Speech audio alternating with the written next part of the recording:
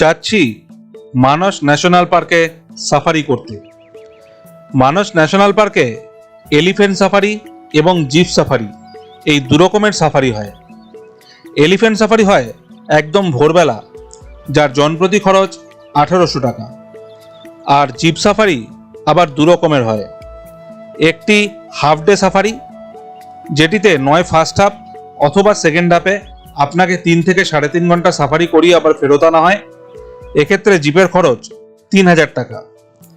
আর আরেকটি হয় ফুল day safari, যেখানে ইন্ডিয়ায় মানস ন্যাশনাল পার্ক ক্রস করে ভুটানের রয়্যাল মানস ন্যাশনাল পার্কেও আপনি যেতে পারবেন এবং সারা দিন সাফারি করে আপনি সন্ধ্যাবেলায় ফেরত আসবেন। এক্ষেত্রে জিপের খরচ 5500 টাকা।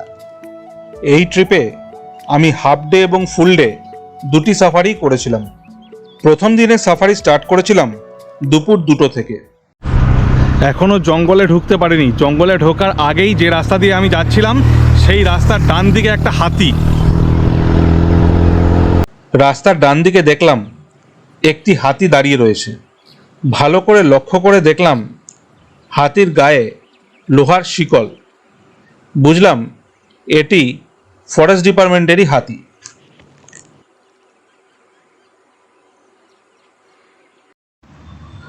পৌঁছে গেলাম মানস ন্যাশনাল পার্কের মেন গেটে। আমার ড্রাইভার তখন গাড়ি থেকে নেমে পারমিট দেখাতে গেছে। গেটের পাশেই রয়েছে টিকিট কাউন্টার। যদিও আমার জিপের টিকিট আগে থেকেই কাটা ছিল, আমি সেই ফাঁকে নেমে কাউন্টারে চলে আসলাম সমস্ত রেটগুলো ভালো করে জানার জন্য। Park entry 1 person 610, 2 person 720, jeep rate 3000, total 3600। জঙ্গলে ঢুকতেই সামনে দেখলাম একটা গন্ডারের ফ্যামিলি। দেখুন, একদম আমার চোখের সামনে। এখানে টোটাল 4টে গন্ডার আছে।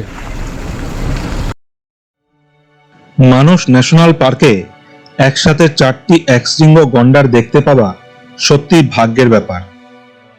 আমার সামনেই চড়ে বেড়াচ্ছে 4টি রাজকীয় একশৃঙ্গ গন্ডার, যার মধ্যে 2টি পূর্ণবয়স্ক আর 2টি ছোট। ভারতের গর্ব এই ইন্ডিয়ান রাইনো মূলত তাদের শরীরের বর্মের মতো চামড়া আর নাসিকার ওপর অবস্থিত একক শৃঙ্গের জন্য বিশ্ববিখ্যাত। একসময় বিলুপ্তির পথে থাকলেও বর্তমানে সঠিক সংরক্ষণের ফলে মানুষের এই সবুজ প্রান্তরে তারা আবার সগৌরবে ফিরে এসেছে। আসাম বন বিভাগের তথ্য অনুযায়ী বর্তমানে মানস ন্যাশনাল পার্কে গন্ডারের সংখ্যা আনুমানিক 40 থেকে 50টি।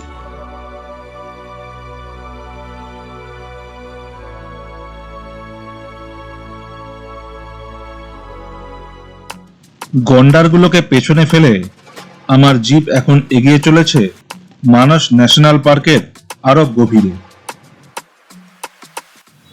বনের প্রতিটি মোড়ে এক অদ্ভুত নিস্তব্ধতা, যা কেবল নাম না জানা পাখিদের ডাক আর ঝিঝি পোকার গুঞ্জনে ভেঙে যায়। মানুষের এই গভীর অরণ্য যেন আদিম প্রকৃতির এক রহস্যময় রাজত্ব, যেখানে প্রতিটি গাছ আর লতাপাতা কোনো এক অজানা গল্পের জানান দেয়।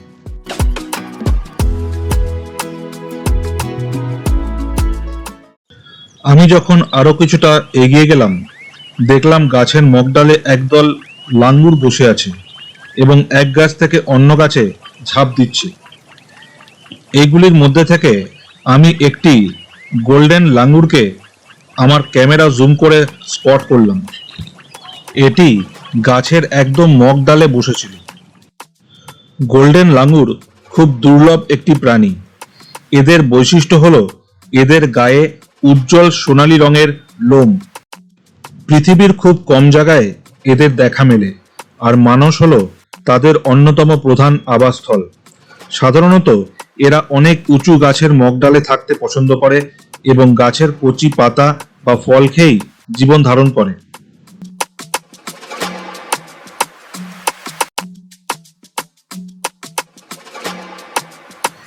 এরপর কিছু দূরে একটি ক্যাম্পের কাছে পৌঁছালাম। দেখলাম ফরেস্ট ডিপার্টমেন্টের 2জন কর্মচারী জঙ্গল প্রদক্ষিণ করে হাতির পিঠে চড়ে ক্যাম্পে ফিরছে। এখানে জঙ্গলে কিছু দূর বাদে এক একটি ক্যাম্প রয়েছে। এই সমস্ত ক্যাম্পে ফরেস্ট ডিপার্টমেন্টের লোকেরা থাকেন এবং জঙ্গল প্রদক্ষিণ করার জন্য এখানে 2-3টে হাতিও রাখা হয়। আবার এগিয়ে চললাম সামনের দিকে। চারপাশে চোখ রেখে চলেছি যদি আরো কিছু চোখে পড়ে।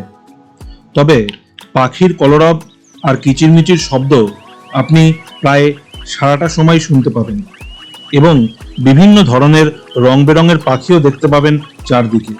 তবে তারা এতই চঞ্চল যে ক্যামেরাবন্দি করা বেশ কষ্টসাধ্য। আমি চলতে চলতে একটা গাছের সামনে এসে দাঁড়িয়ে গেলাম। কি সুন্দর দেখুন গাছটা,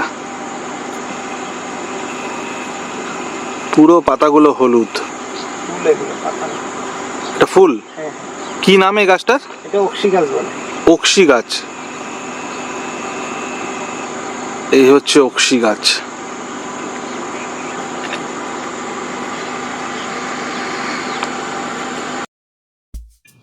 এরপর রাস্তার বাঁ দিকে দেখলাম আরেকটি গন্ডার। বড় বড় ঘাসের পেছনে গন্ডারটা দাঁড়িয়ে থাকায় পুরোটা ভালো মতন দেখা যাচ্ছিল না। তবে গন্ডারটা খাচ্ছিল আর কান দুটো খাড়া হয়েছিল যাতে দূর থেকে কিছু শব্দ এলেই শুনতে পায়। একটু দূরে দেখলাম একদল গৌর বা ইন্ডিয়ান বাইসন। এখানে প্রায় 1000-এরও বেশি ইন্ডিয়ান বাইসন রয়েছে। এরা সাধারণত দলবদ্ধভাবেই থাকতে ভালোবাসে।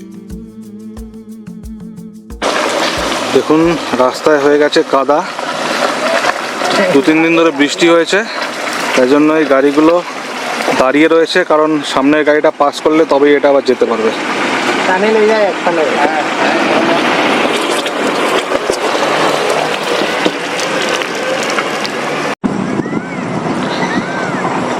মাঝে মাঝে শোনা যাচ্ছে ময়ূরের আওয়াজ। সামনেই একটা ক্যাম্প রয়েছে, আর ক্যাম্পের সামনে ক্যাম্পের হাতি দুটো ঘুরে বেড়াচ্ছে, ঘাস খাচ্ছে। চলুন দেখাচ্ছি আপনাদের। এই দেখুন, এই দুটোই কিন্তু ক্যাম্পের হাতি, জংলি হাতি না। ঘুরে ফিরে ঘাস খাচ্ছে।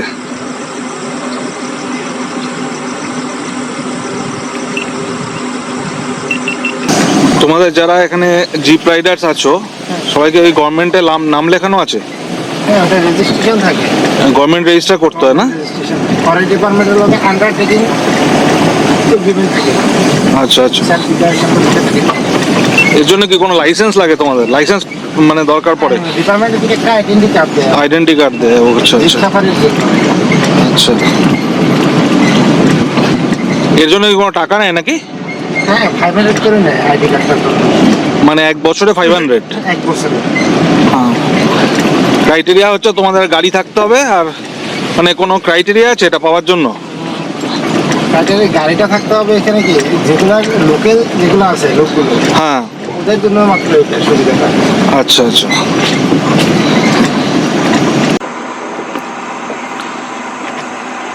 আমরা যে রাস্তা দিয়ে যাচ্ছি সেই রাস্তার ওপর ময়ূর।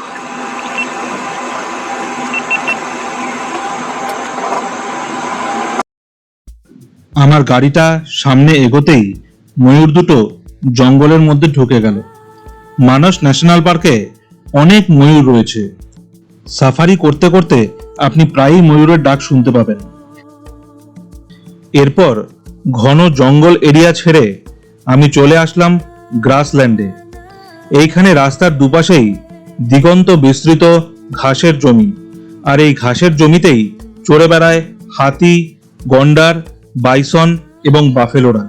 তাই এইখানে এই সমস্ত জীবজন্তু স্পট করার চান্সেস একটু বেশি। আমি এখন গ্রাসল্যান্ডের ওপর দিয়ে যাচ্ছি, আর এই গ্রাসল্যান্ডে একটা রাইনো দেখতে পেয়েছি। ওই দেখুন, অনেকটা দূরে রয়েছে। যেখানে রাইনোটা আছে, আমি যে জায়গায় দাঁড়িয়েছিলাম ওখান থেকে ভালো করে স্পট করা যাচ্ছে না, তাই রাস্তাটা ঘুরে গেছে। ঘুরে আমরা রাইনোটার সামনে চলে এসেছি। এবার রাইনোটা সামনে থেকে দেখা যাবে। এই বিশাল ঘাসের ময়দানে দাঁড়িয়ে দাঁড়িয়ে গন্ডারটা ঘাস খাচ্ছে। গন্ডারের পিঠে যে পাখিটা দেখছেন এটাকে বলা হয় অক্স প্যাকার। গন্ডার এবং এই পাখিদের মধ্যে এক অদ্ভুত বন্ধুত্বপূর্ণ সম্পর্ক রয়েছে। গন্ডারের চামড়ার ভাঁজে প্রচুর পোকামাকড় থাকে। পাখিরা গন্ডারের পিঠে বসে এই পোকাগুলো খেয়ে ফেলে। এতে পাখির খাবার জোটে আর গন্ডারও পোকামাকড়ের হাত থেকে রেহাই পায়। বিপদ কাছে আসছে দেখলে অক্সপ্যাকাররা আওয়াজ করে উড়ে গিয়ে গন্ডারকে সতর্কও করে দেয়। গন্ডারটির কাছেই একটু দূরে ঘুরে বেড়াচ্ছিল আরেকটি ময়ূর।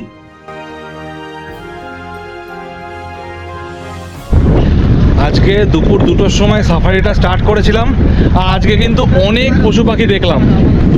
আর এই সামনে রয়েছে একটা হাতির পাল, ঠিক বোঝা যাচ্ছে না, হয়তো 4-5টা হাতি রয়েছে এখানে। সেদিনের সেই সাফারিতে প্রথম জংলি হাতি দেখলাম। আগে যে হাতিগুলো দেখেছিলাম সেগুলো সবকটাই বন বিভাগের হাতি, কিন্তু এইখানে যে হাতির পালটা ছিল সেটা বন্য হাতিদের পাল।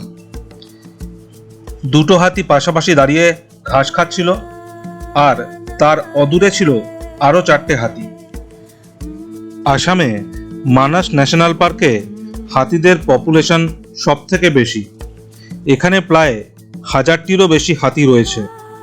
1917 সালের হিসেব অনুযায়ী এই পার্কে মোট 1034টি হাতি ছিল। এরপর গত 8-9 বছরে হাতির সংখ্যা আরও অনেক বৃদ্ধি পেয়েছে।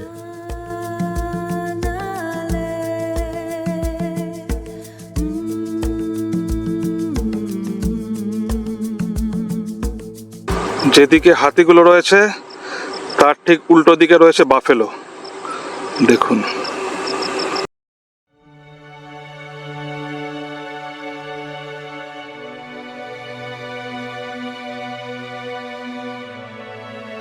বিকালের দিকে ঝিরিঝিরি বৃষ্টি পড়তে শুরু করলো।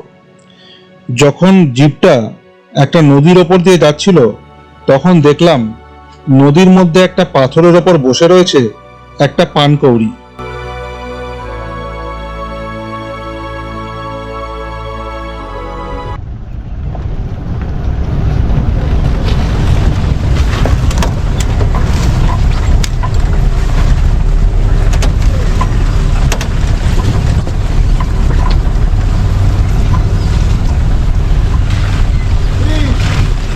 না এখন না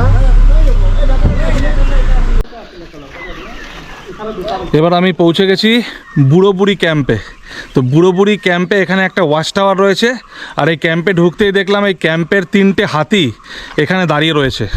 এই দেখুন, এই হচ্ছে ওয়াচ টাওয়ার, আর এই দেখুন এই হচ্ছে ক্যাম্পের হাতিগুলো।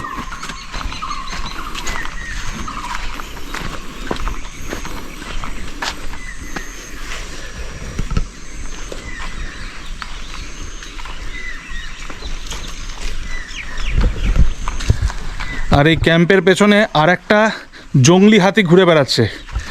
আমাকে বলল দাতাল দেখে নিন এই ওয়াচ টাওয়ারে উঠে। তো চলুন আমরা ওয়াচ টাওয়ারে উঠে এখন দাতাল দেখতে যাচ্ছি।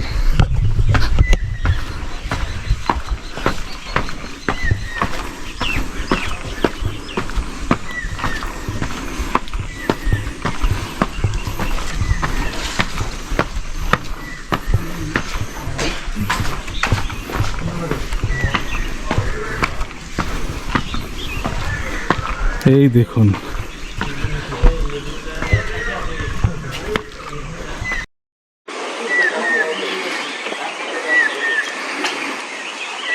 কেন দাতাল বলছিল বুঝতেই পারছেন, দাঁতটা দেখুন।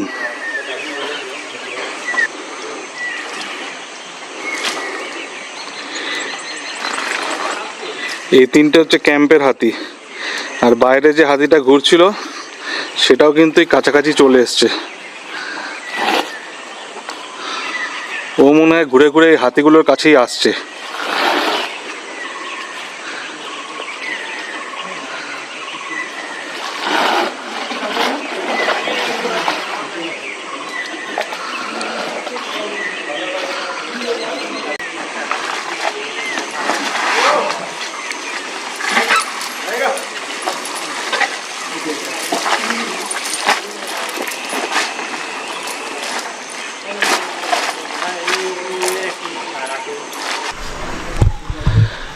মানস ন্যাশনাল পার্কে অনেকক্ষণ ধরে সাফারি করে লাস্টে এবার চলে এসেছি বুড়ো বুড়ি ওয়াচ টাওয়ারে। আর এই ওয়াচ টাওয়ারের একদম উপরে উঠে হাতি দেখছি। দেখুন নিচেই রয়েছে হাতি। দেখুন এই ওয়াচ টাওয়ারের গায়ে বাফেলো আর বাইসনের স্কাল লাগানো আছে, মাথার স্কাল। দেখুন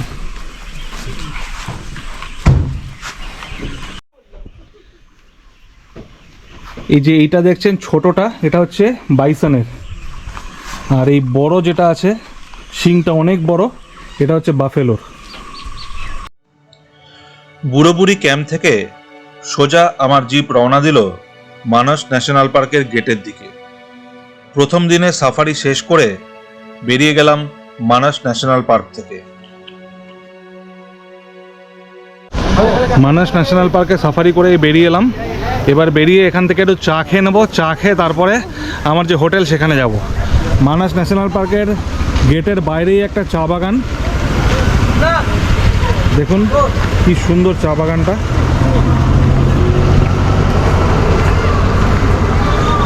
এই হচ্ছে চা বাগান আর এই হচ্ছে মানস ন্যাশনাল পার্কের মেন গেট।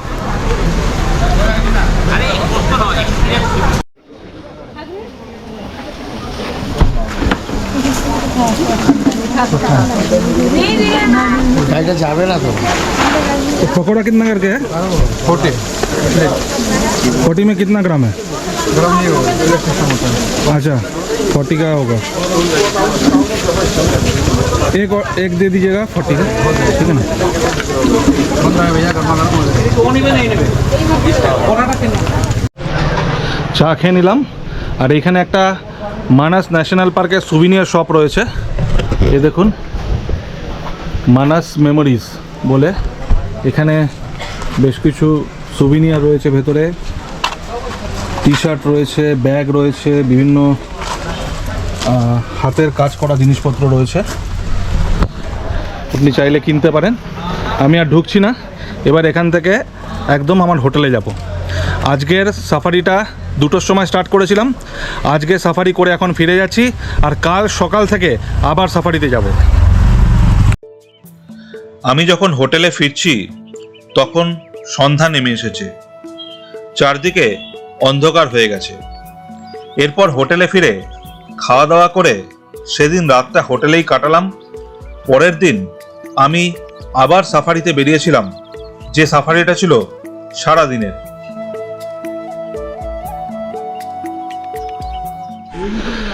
আজকে মানস সফরের দ্বিতীয় দিন। আজকে সকাল সকাল এখন আমি বেরোচ্ছি দ্বিতীয় দিনের সাফারি করতে। আজকে সাফারিটা কিন্তু অনেক বড়। কালকে 2টোর সময় স্টার্ট করেছিলাম আর এখন সকাল 7:30 বাজে। এখনই স্টার্ট করছি সাফারিটা। আজকে পুরো মানসের জঙ্গল ঘুরে আমি ভুটানের মধ্যেও যাব। ভুটানে গিয়ে আবার ওখানে সমস্ত কিছু দেখে ওখান থেকে জঙ্গলের মধ্যে দিয়ে ফেরত আসব। তারপর আজকে সাফারি কমপ্লিট করে আমি এখান থেকে গুয়াহাটি ফেরত যাব। দেখুন আমার জিপও চলে এসছে আর আমার জিপের ড্রাইভার তো ওই আজকে আমাকে ঘোরাবে। কালকে আমরা বেশ সুন্দর অনেক পশু পাখি দেখেছি, তো আজকেও আশা করি অনেক কিছু দেখতে পাবো।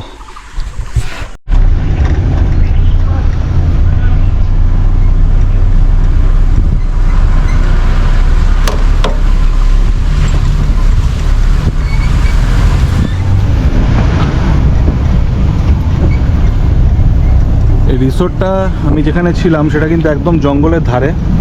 এই দেখুন এই রাস্তার ধারে কিন্তু তার লাগানো রয়েছে। এই তারগুলোতে রাত্রেবেলা কারেন্ট দেওয়া হয়। রাত না, সন্ধ্যা 5টা থেকে সকাল 6টা পর্যন্ত কারেন্ট থাকে। আর এই তারের পেছনেই হচ্ছে জঙ্গল।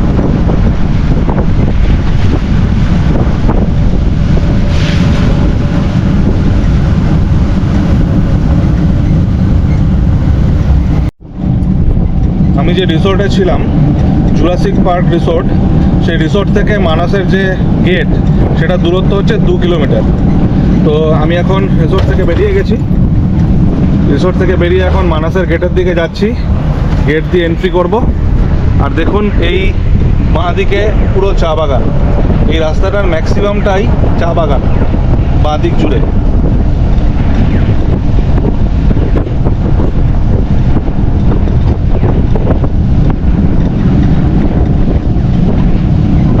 ডান দিকে হচ্ছে জঙ্গল।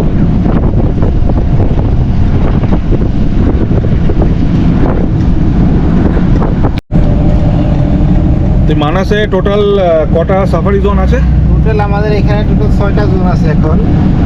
আচ্ছা, 4টা রেঞ্জের 6টা জোন আছে। এটা হচ্ছে বাগবাড়ি জোন না?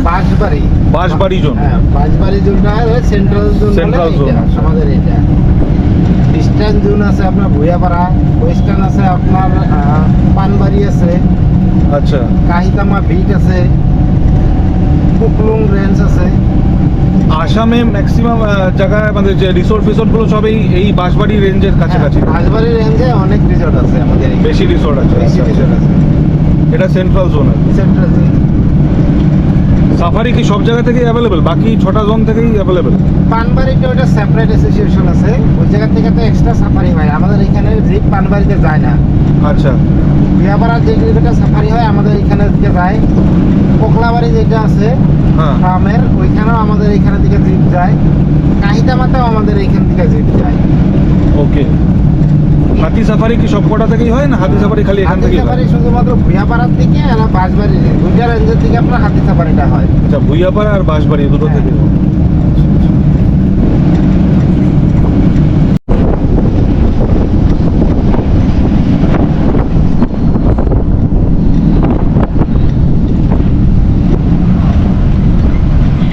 এই আমি পৌঁছে গেলাম মানাস ন্যাশনাল পার্কের গেটে।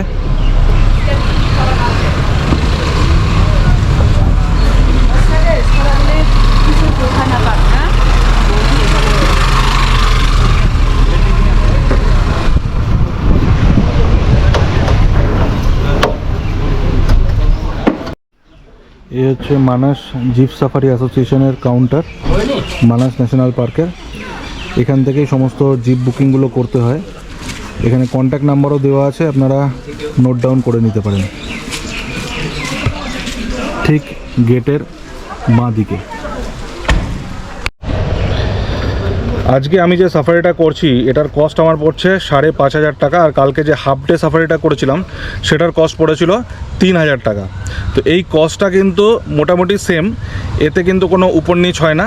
এই কস্টটা যে ফরেস্ট ডিপার্টমেন্টেরই কস্ট, আর এই যে সমস্ত টিকিট বুকিং এবং যে জিপের কস্ট, এগুলো সমস্ত কিছু আপনি নিজে থেকে আপনাকে করতে হবে না। আপনি যে সাফারি বুক করবেন সেই ড্রাইভারই সমস্ত কিছু করে দেবে, এবং ড্রাইভার আপনাকে রিসোর্ট বা হোটেলে গিয়ে পিক আপ করে এখানে নিয়েও আসবে।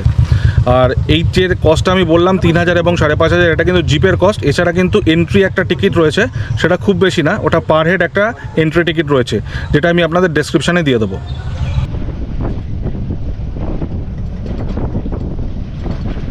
ভালো করে যদি ফটোগ্রাফার যদি ঘোরা হয়, হ্যাঁ স্যার, মোটামুটি এমনি যদি ভুটান আপ ডাউন করি মোটামুটি 13 লিটারের মতো পেট্রোল খায়। 13-14 লিটার পেট্রোল লাগে। আর যদি ভালো করে যদি ফটোগ্রাফার একটা যদি ঘোরাইতে লাগে মোটামুটি 21 লিটার। হঠাৎ জিপের সামনে একেবারে রাস্তার উপর দেখা দিল একটি সাম্বার ডিয়ার। গায়ে তার বাদামি রং সকালের আলোয় আরো উজ্জ্বল দেখাচ্ছিল। বড় বড় কান খাড়া করে সে চারদিকে শব্দ শুনছিল। জিপ থামিয়ে আমরা চুপ করে দাঁড়িয়ে তার প্রাকৃতিক আচরণ দেখতে থাকলাম। সে কখনো গাছের পাতা খাচ্ছিল, কখনো রাস্তা দিয়ে হেঁটে বেড়াচ্ছিল। তারপর হরিণটি মাথা ঘুরিয়ে একবার জঙ্গলের দিকে তাকালো, যেন কোনো অদৃশ্য সংকেত পেল। ধীরে ধীরে সে রাস্তা পেরিয়ে ঘন ঝোপের ভিতর মিলিয়ে গেল। পাতার আড়ালে অদৃশ্য হওয়ার আগ পর্যন্ত আমরা তাকিয়ে রইলাম। এরপর গভীর জঙ্গলের মধ্যে দিয়ে আমার জিপ এগিয়ে চলল সামনের দিকে। চারদিকে পাখির কিচিরমিচির আওয়াজ, মাঝে মাঝে তাদের দেখা যাচ্ছে এক ডাল থেকে আরেক ডালে উড়ে বেড়াচ্ছে। বিভিন্ন রকমের পাখি রয়েছে এই মানস ন্যাশনাল পার্কের মধ্যে। আমার সন্ধানী চোখ তখন হন্যে হয়ে খুঁজে বেড়াচ্ছে যদি আরো কিছু জীবজন্তু স্পট করা যায়।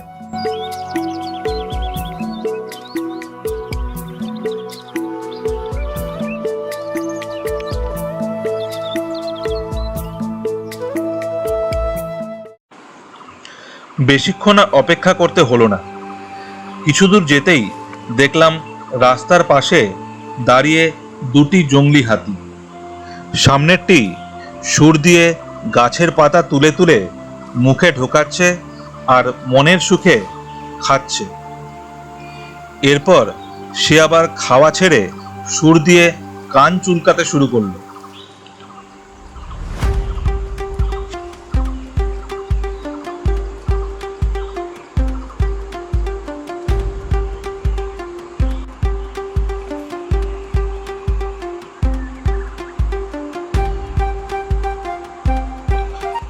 পেছনে রয়েছে আরেকটি হাতি। সে ঝোপের আড়ালে ঘাস পাতা তুলে তুলে মুখে ঢুকাচ্ছে আর খাচ্ছে।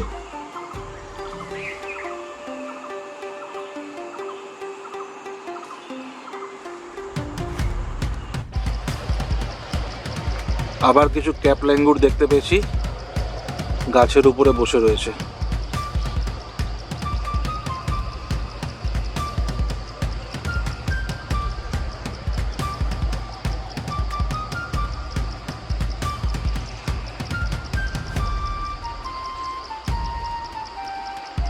খাচ্ছে বসে বসে। আজকে জঙ্গলের মধ্যে ঢুকে সকালবেলা দেখলাম প্রথমেই একটা সাম্বার ডিয়ার, তারপর দুটো হাতি আর একটা ক্যাপ ল্যাঙ্গুর। একটা না অনেকগুলোই ছিল, তবে একটা আমি ক্যাপচার করতে পেরেছি। এখন আমরা জঙ্গলের মধ্যে দিয়ে যাচ্ছি। আমরা কিন্তু সোজা যাব ভুটানে। রাস্তাটা কি সুন্দর দেখুন।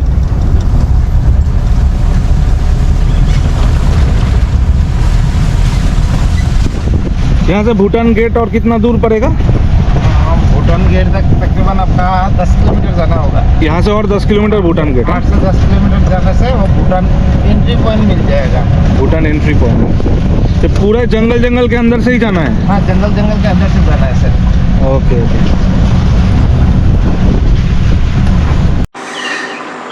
এখানে সামনে পেয়ে গেছে একটা হাতি, এই দেখুন।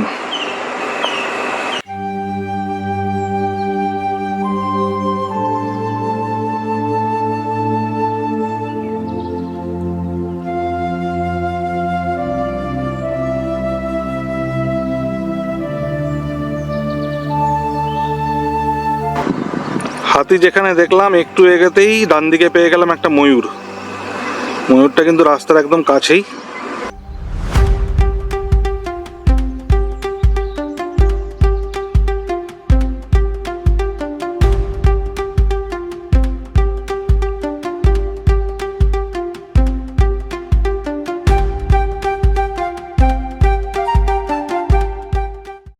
দূর থেকে আমি এই গাছটা দেখে ভেবেছিলাম কোনো জীবজন্তু বোধহয় দাঁড়িয়ে রয়েছে। কতটা লাল দেখুন। এই গাছটার নাম হচ্ছে কি বললে? পুমা গাছ। পুমা গাছ এরকমই লাল হয় এটা? হ্যাঁ হ্যাঁ, এরকমই লাল হয়। আচ্ছা,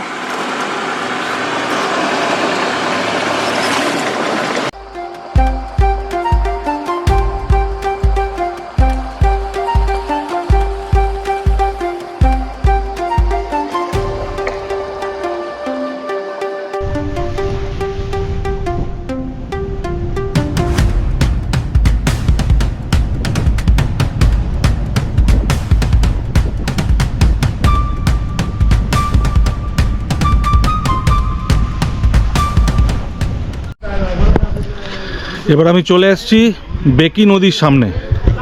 এই দেখুন, এই হচ্ছে বেকি নদী। এটা মানাস নদীরই একটা শাখা। অ্যাকচুয়ালি এই নদীটা যখন ভুটানের মধ্যে দিয়ে ফ্লো করে তখন ওটাকে বলা হয় মানাস। আর এই অংশে নদীটার নাম হচ্ছে বেকি। আর এখান থেকে রিভার রাফটিংও করানো হয়। এই দেখুন, এখানে রিভার রাফটিংয়ের বোট রেডি হয়ে গেছে। কিছু লোক এখানে রিভার রাফটিং করছেন।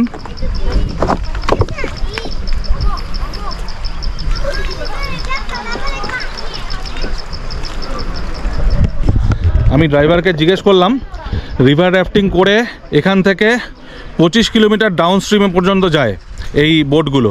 তারপর ওখান থেকে নেমে আবার আপনাকে গাড়ি করে ফিরতে হবে। এখানে রিভার রাফটিং করতে হলে রাফটিং বোটেও কিন্তু একজন গার্ড থাকে, হাতে রাইফেল আছে। দেখুন পেছনে বসে রয়েছে। কারণ এই নদীটা চারপাশেই হচ্ছে জঙ্গল, জঙ্গল থেকে যে কোনো জীবজন্তু নদীতে সাঁতার কেটে বোটের কাছে চলে আসতে পারে, তার জন্য কিন্তু এই ব্যবস্থা।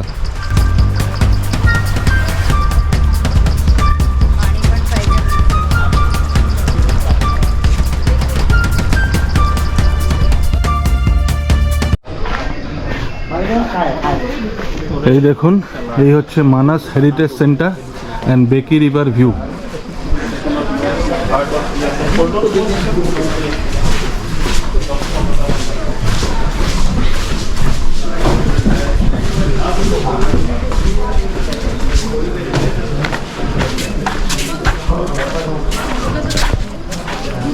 দেখুন এখান থেকে খুব সুন্দর ভিউ।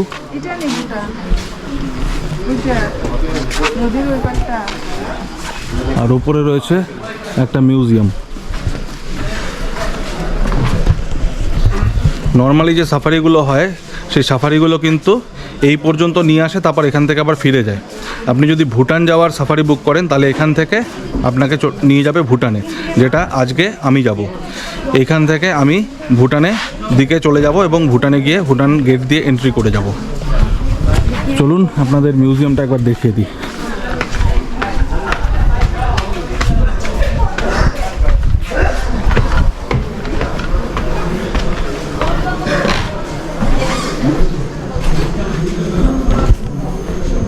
দেখুন এখানে ওয়াইল্ড বাফেলো, সাম্বার ডিয়ার, তারপরে rhinoceros, elephant, Indian bison, barasingha, সবার মাথার স্কাল রাখা রয়েছে।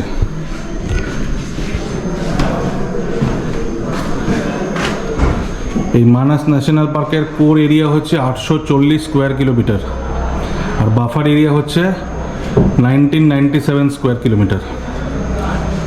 আর টোটাল যে টাইগার রিজার্ভের এরিয়া সেটা হচ্ছে 2837 স্কোয়ার কিলোমিটার। এটা ইউনেস্কো ওয়ার্ল্ড হেরিটেজ সাইট এখন। 1985-তে হয়েছিল UNESCO world heritage site Manas national park.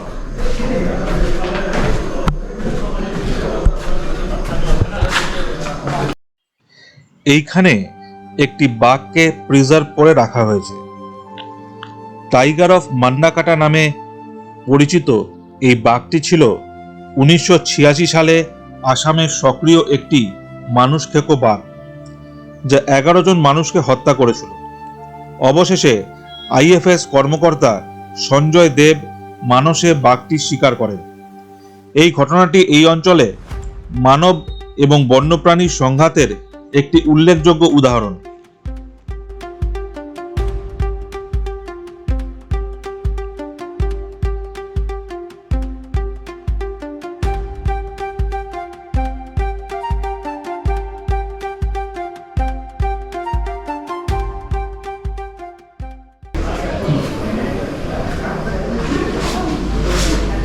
এখানে মানাস ন্যাশনাল পার্কে যে সমস্ত জীবজন্তু পাওয়া যায় তাদের ব্যাপারে লেখা রয়েছে। এই মিউজিয়ামে আসলে আপনি জানতে পারবেন, যেমন sambar deer, Indian bison, wild water buffalo, এই সব কিছুই কিন্তু কালকে আমি দেখেছি। সাম্বার ডিয়ার তো আজকেই দেখলাম, বাফেলোও দেখেছি, বাইসনও দেখেছি, শুধু বাঘটা দেখা হয়নি। রাইনোসরাসও দেখেছি, হাতি তো দেখেইছি।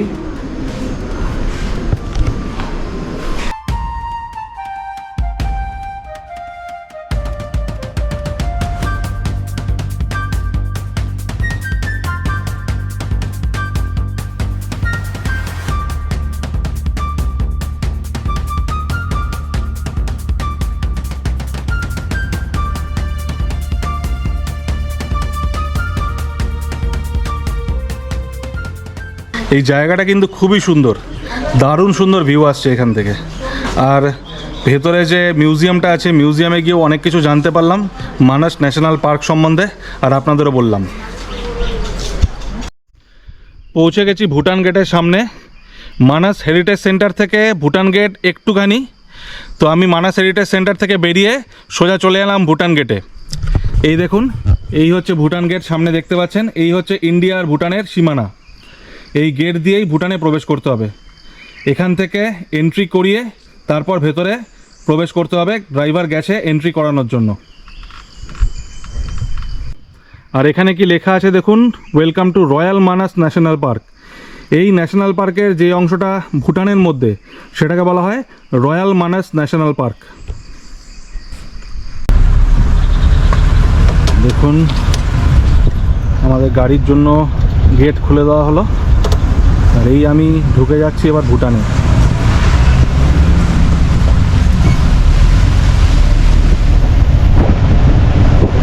এখানে ভুটানের বর্ডার পুলিশ আছে, আরও আপনার রয়্যাল মানাস ন্যাশনাল পার্কের ফরেস্ট ডিপার্টমেন্টের লোক আছে।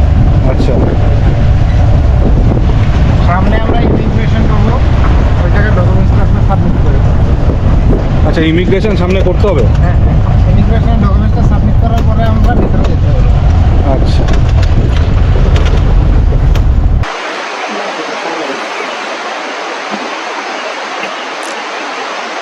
ভুটানে ঢুকতেই দেখা পেলাম হর্নবিলের। এর আগের গাছটাতে বসেছিল, আমাদের গাড়িটা আসতেই উড়ে গিয়ে সামনের গাছটাতে বসলো, আর সামনের গাছটা থেকে আমি ক্যাপচার করে নিয়েছি।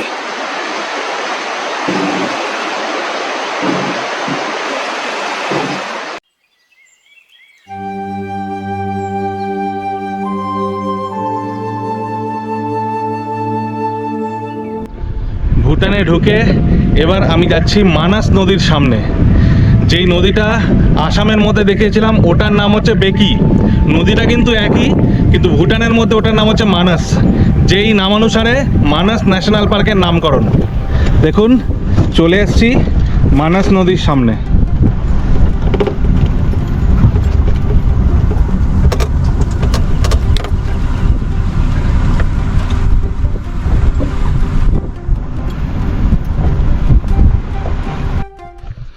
আমি ভুটানে এর আগে এসেছি, 5 রাত 6 দিনের একটা ভুটান ট্রিপ করেছিলাম, সেই ভিডিও আমার চ্যানেলে রয়েছে, আপনারা দেখতে পারেন। আর এছাড়াও গুয়াহাটি থেকেও একদিনের ভুটান ট্রিপ করেছি। গুয়াহাটিতে গেট রয়েছে ভুটানের, সেই গেট দিয়ে ভেতরে ঢোকা যায়। তবে এই যে জঙ্গলের ভেতর দিয়ে ভুটানে ঢোকার যে অভিজ্ঞতা, সেটা কিন্তু আলাদাই অভিজ্ঞতা। আজকে কিন্তু দারুণ লাগছে।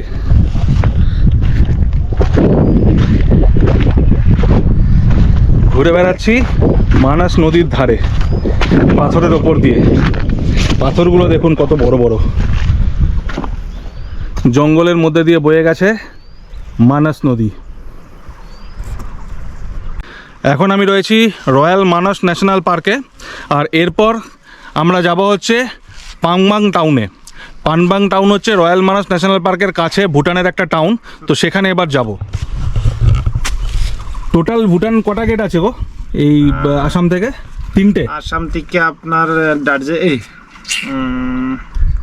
একটা তো সান্দ্রুপ জংকার আছে, জংকার একটা, তারপর নামলাং একটা, নামলাং একটা, হ্যাঁ, তারপরে এদিকে আপনার গেলেমফু আছে, গেলেমফু, হ্যাঁ, আর এই একটা, এই একটা। তো টোটাল 4টে হলো। তার মধ্যে এটাই মাত্র একমাত্র জঙ্গলের মধ্যে, জঙ্গলের মধ্যে আমাদের এটা রয়্যাল মানাসটা।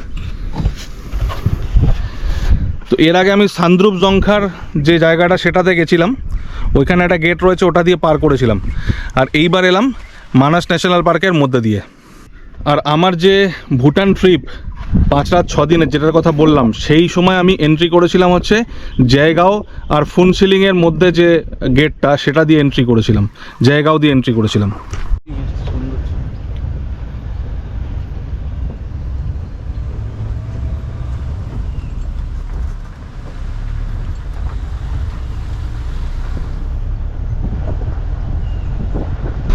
এখন চলেছি রয়্যাল মানাস ন্যাশনাল পার্কের মধ্যে দিয়ে। এই রয়্যাল মানাস ন্যাশনাল পার্কটা কিন্তু পাহাড়ের ওপরে। মানাস ন্যাশনাল পার্ক যেটা আসামের মধ্যে সেটা সমতলে, তারপর আপনি উঠে যাবেন পাহাড়ে। আর ভুটানের মধ্যে এই পুরোটাই পাহাড়ি এলাকা, এইখানে চারদিকে জঙ্গল, এটাই হচ্ছে রয়্যাল মানাস ন্যাশনাল পার্ক। দেখুন আমরা কিন্তু এখন পাহাড়ি রাস্তা দিয়ে যাচ্ছি, এই ওপরে সমস্ত পাহাড়, আর পাহাড়ের গায়ে ঘন জঙ্গল।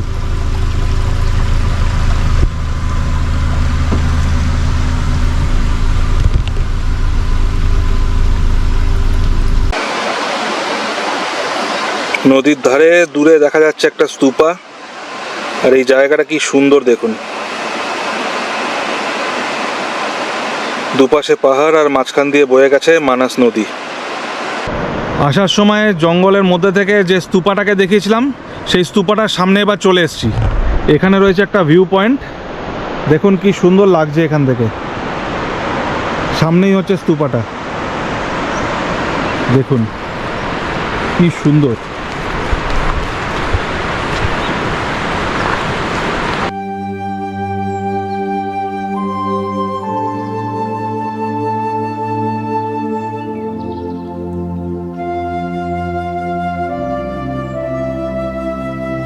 তো আমি চলে এসেছি ইমিগ্রেশন এরিয়াতে। এই দেখুন, এই যে বাড়িটা দেখছেন, এটাই হচ্ছে ইমিগ্রেশন অফিস। এইখানে কিন্তু অরিজিনাল ডকুমেন্ট জমা করে তারপর ভুটানের ভেতরে ঢুকতে হবে। অবশ্য ভুটানের ভেতরে আমি ঢুকে গেছি। এখন ছিলাম রয়্যাল মানস ন্যাশনাল পার্কে। এবার ন্যাশনাল পার্ক থেকে বেরিয়ে টাউনের মধ্যে যাব। পাম্বাং যে টাউনটা আমি বললাম, যেটার মধ্যে আমি যাব, তো সেখানে যাওয়ার আগে এইখানে রয়েছে ইমিগ্রেশন অফিস। তো এখানে আধার কার্ডটা জমা রেখে তারপর যেতে হবে। ড্রাইভার গেছে আধার কার্ড জমা রাখতে, আবার ফেরার সময় আধার কার্ড কালেক্ট করে এই পথেই ফিরতে হবে। পাম্বাং একটা ছোট্ট টাউন, ছোট্ট গ্রাম বললেই ভালো হবে, কারণ এখানে জাস্ট 5-6টা বাড়ি দেখতে পাচ্ছি আশপাশে। দেখুন, এই হচ্ছে ভুটানের ছোট্ট টাউন পাম্বাং।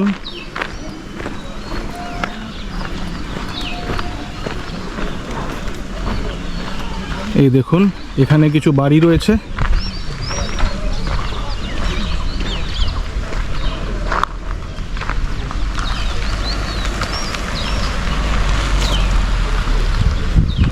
দু তিনটা দোকান রয়েছে।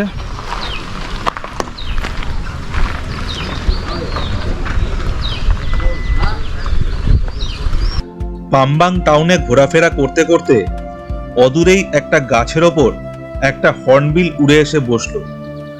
আমিও ক্যামেরা বার করে ক্যাপচার করে নিলাম সেই হর্নবিলের বসে থাকার অসাধারণ দৃশ্য। চলুন এবার দোকানে গিয়ে দেখি কি সমস্ত জিনিসপত্র রয়েছে এখানে। নতুন ধরনের কিছু যদি পাই তাহলে কিনে নেব। এই ভুটানে কিন্তু চাইনিজ প্রোডাক্ট, তারপরে বাংলাদেশি প্রোডাক্ট, তারপরে মায়ানমারের প্রোডাক্ট, এই সমস্ত কিছু থাকে। তো দেখা যাক, থাইল্যান্ডের প্রোডাক্টও থাকে। তো দেখা যাক কি কি আছে। এখানে দুটো শপ রয়েছে, হোলসেল শপ। তো ওখানে গিয়ে আপনাদের দেখাচ্ছি।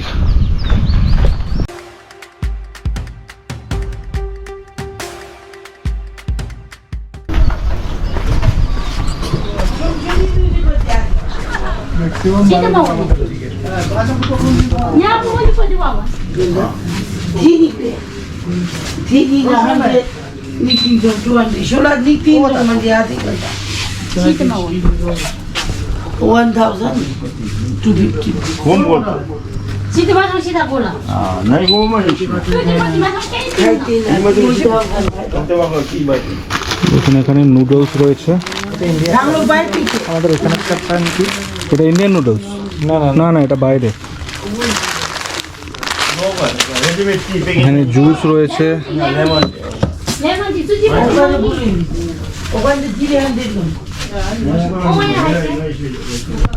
জেলি,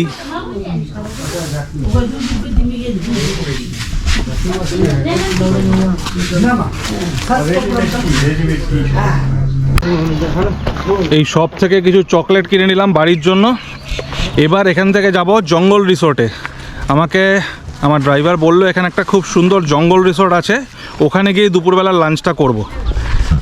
কি নাম আছে জঙ্গল রিসোর্টটার? জঙ্গল রিসোর্ট, মানস জঙ্গল রিসোর্ট। মানস জঙ্গল রিসোর্ট। ওখানে থাকাও যায়, কেউ চাইলে ওখানে থাকতে পারবেন। আচ্ছা, মানে আসাম থেকে এসে এখানে থেকে আবার সাফারি করে ফেরত যেতে পারবে? হ্যাঁ হ্যাঁ, ধরেন আজকে আপনি এন্ট্রি করলেন, কালকে এক্সিট হয়ে চলে যেতে পারবেন। আচ্ছা, কোনো এন্ট্রি ফিস লাগবে না এখানে। এখানে কোনো এন্ট্রি ফিস লাগবে না? আচ্ছা, মানে ওখানে এন্ট্রি ফিসও লাগবে না যদি ওই হোটেলে বুকিং থাকে? হোটেলে বুকিং থাকলে ওইখানে লাগবে, যেটা আপনার ডে ভিজিটের যেটা এন্ট্রি ফিস হয় ওইটা লাগবে। আচ্ছা, ডে ভিজিটের এন্ট্রি ফিসটা লাগবে। ওকে, তো চলুন মানস জঙ্গল রিসোর্ট যেটা, সেটাও আপনাদের দেখিয়ে দেবো। আর ওখানকার কন্ট্যাক্ট নাম্বারও আমি ডেসক্রিপশানে দিয়ে দেবো। আমি একটা কোকোনাট ওয়াটার কিনে নিয়ে এসেছি দোকান থেকে। এই কোকোনাট ওয়াটারটা খাচ্ছি। এটা কিন্তু ভিয়েতনামের প্রোডাক্ট।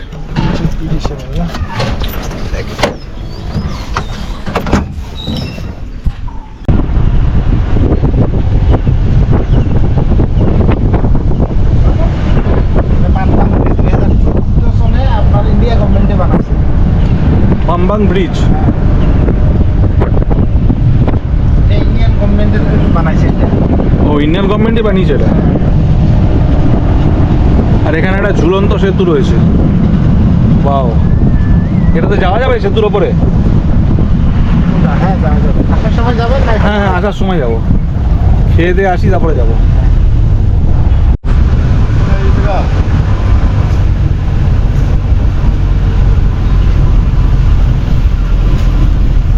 এই হচ্ছে সেই রিসোর্টটা যেটার কথা বলছিলাম, এখানেই আজকে আমি লাঞ্চ করব। আমার খাবার চলে এসছে, এবার খাওয়া দাওয়া করে নেব।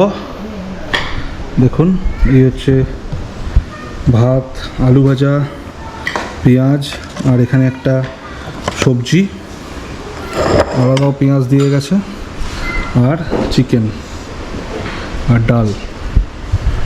এই হচ্ছে আজকের খাওয়া। দেখে তো ভালোই মনে হচ্ছে। প্রথমে একটু ডাল দিয়ে খেয়ে নিই।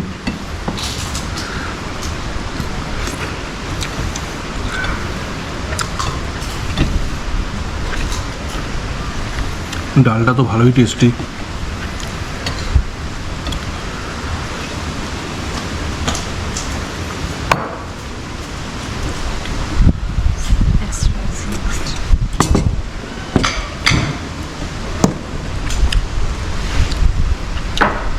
सब्जीटाও বেশ ভালো। डाल नहीं लगे, ठीक है। राइस थोड़ा सा दे दीजिए बस।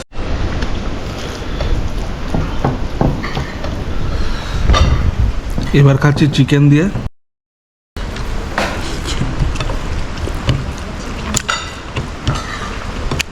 চিকেনটাও বেশ ভালোই টেস্টি, খাবার খারাপ না, ভালোই খাচ্ছি। তো আমি চলে এসেছি মানস জঙ্গল রিসোর্টে।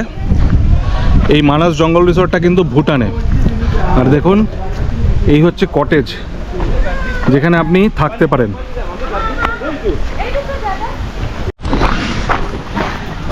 Oi, tabaklat moeten tjera. Moet daar een kant op. Moet er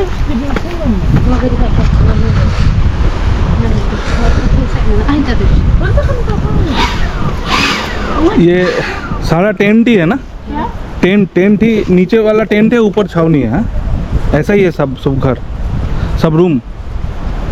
can I go inside and see? Okay okay.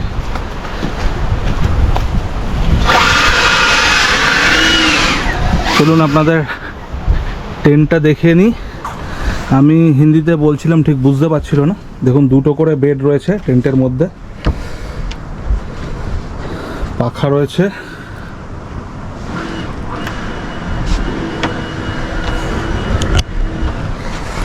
একটু লাইট আসতে দিই তাহলে ভালো করে বুঝতে পারবেন। দুটো করে বেড টেন্টে, পাখা, আর নিচটা কার্পেট বিছানো। এই হচ্ছে টেন্টের ব্যবস্থাপনা। বাইরে একটা বারান্দা মতন রয়েছে, এই বারান্দায় বসে বাইরের দৃশ্য উপভোগ করতে পারবেন। এখন এই টেন্টগুলো সাফাইয়ের কাজ চলছে।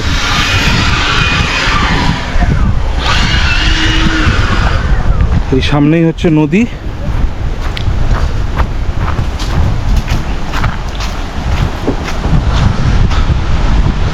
চলুন নদীর কাছ থেকে ঘুরে আসি।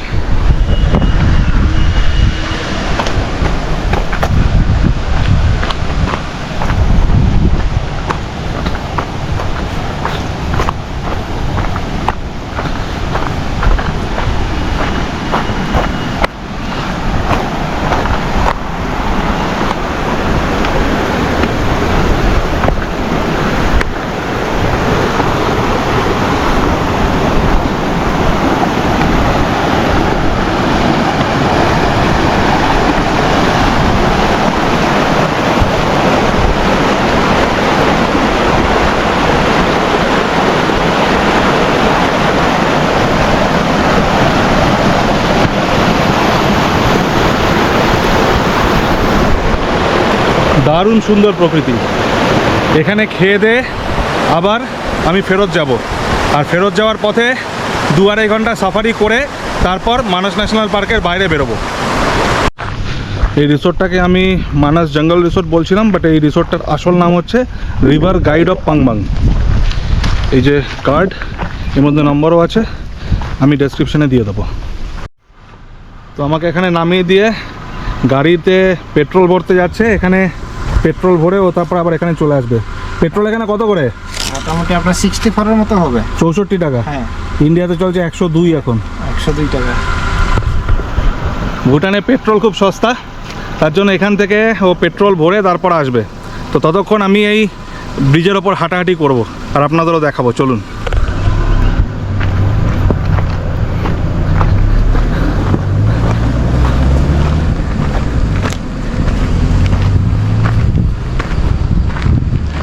এই দেখুন,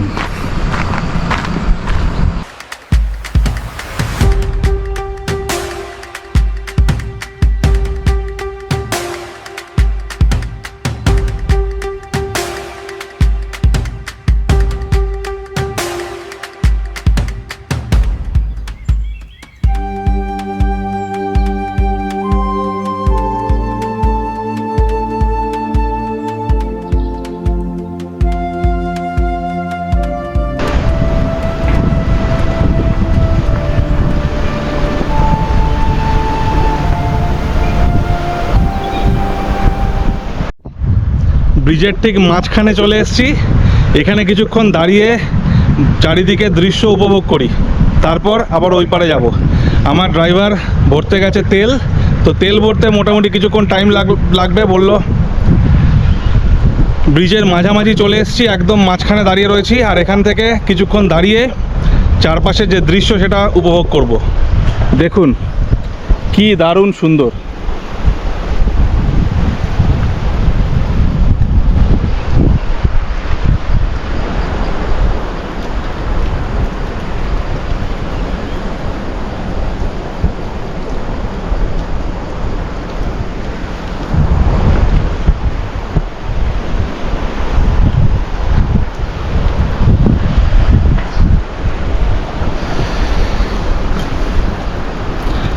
আমার ড্রাইভার তেল ভরাতে গেছে, বললো এখান থেকে 2 কিলোমিটার পেট্রোল পাম্প, তো আসতে মোটামুটি 15 থেকে 20 মিনিট টাইম তো লেগেই যাবে। এ দেখুন Pangbang bridge, inaugurated by his majesty the king Jigme Khesar Namgyel Wangchuck. ইনি হচ্ছেন ভুটানের বর্তমান রাজা। অন 10th এপ্রিল 2014, মানে 10th এপ্রিল 2014-তে এই পাংবাং ব্রিজটা ইনোগ্রেট হয়েছিল। এত বেড়ে গেছে? হ্যাঁ, আর পেট্রোল কততে নিলে? পেট্রোল 86.13 পয়সা। এই যুদ্ধের জন্য মনে হয় বেড়ে গেছে। ওটাই হবে। আগে 64 টাকা ছিল, এখন 86 রুপিস হয়ে গেছে পেট্রোলের দাম। ফেরার পথে আমার আধার কার্ড কালেক্ট করে আবার ঢুকলাম রয়্যাল মানস ন্যাশনাল পার্কে। রয়্যাল মানস ন্যাশনাল পার্ক কভার করে পৌঁছে গেলাম মানস ন্যাশনাল পার্কের ভেতরে, ভুটান থেকে সরাসরি ভারতবর্ষে। মানস ন্যাশনাল পার্কে এসেই প্রথমে ক্যামেরায় স্পট করলাম একটি খুব সুন্দর কিংফিশার। গাছের ডালে বসে রয়েছে এবং বসে বসে ডানা পরিষ্কার করছে।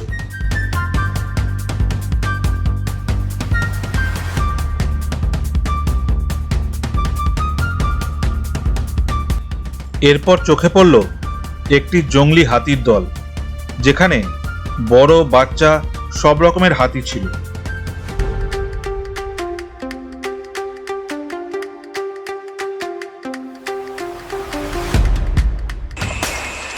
দেখুন এই ঝোপের আড়ালে আরও একটা হাতি, আর এই পেছনে আরও একটা।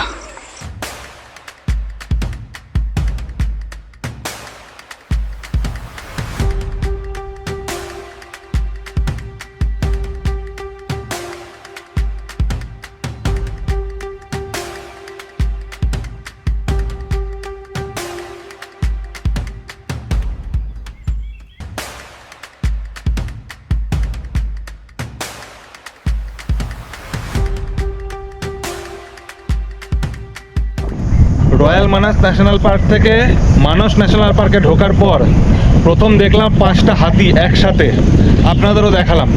এবার আবার সামনের দিকে এগিয়ে যাচ্ছি, দেখা যাক আর কি কি চোখে পড়ে।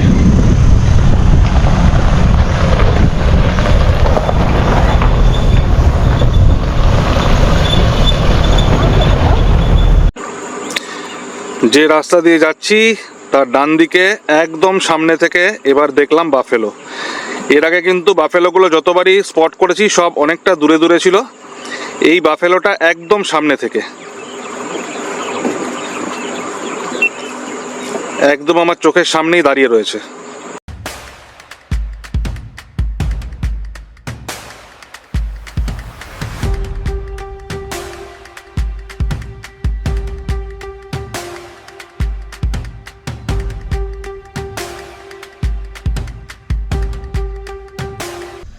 যে রাস্তা দিয়ে যাচ্ছি তার ডান দিকে একটা ময়ূর একদম জিপের সামনেই, দেখুন এখানে ঘুরে বেড়াচ্ছে।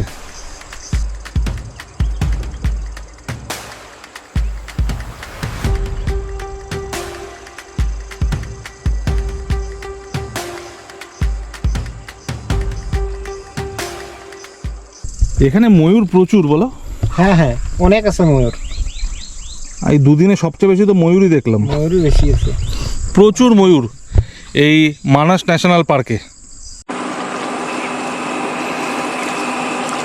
রাস্তার ধারেই মা আর বাচ্চা, দারুণ সুন্দর, একদম আমার জিপের পাশে।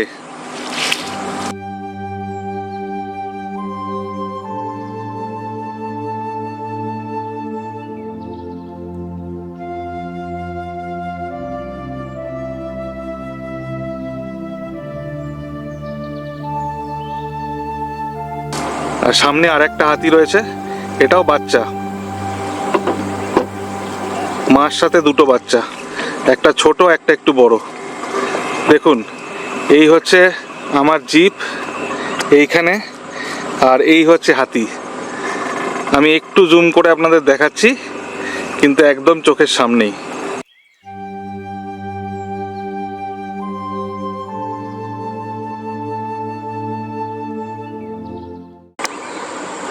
তিনটে হাতি এখানে এইদিকে, আর তার পাশে আবার তিনটে হাতি ওইদিকে আছে। দেখুন এখানে তিনটে দেখাচ্ছি,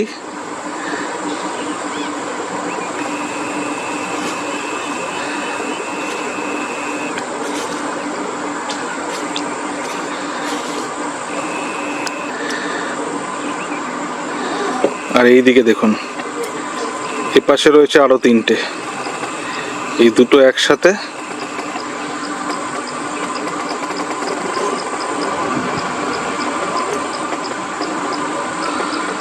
আর তার পাশে একটা।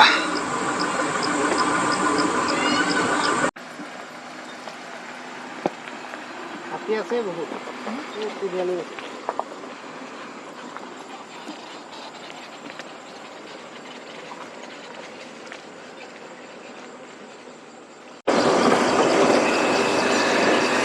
আজকে হাতির দিন, পরপর হাতি দেখে যাচ্ছি। এখানে তিনটে হাতি,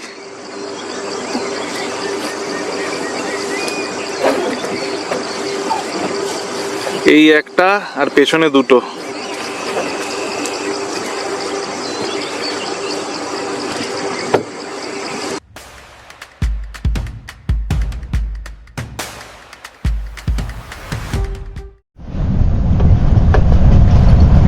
মানস ন্যাশনাল পার্কে দুদিনে আমার সফর দারুণ কাটলো।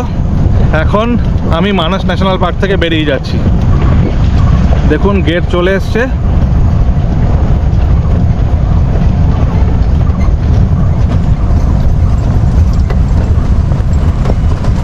বেরিয়ে যাচ্ছি মানস ন্যাশনাল পার্ক থেকে।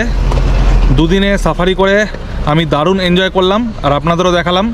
আশা করি ভিডিওটা আপনাদের ভালো লেগেছে। যদি ভালো লেগে থাকে তাহলে চ্যানেলটাকে অবশ্যই সাবস্ক্রাইব করে দেবেন, যাতে আমার পরবর্তী ভিডিও সরাসরি আপনাদের কাছে পৌঁছে যেতে পারে।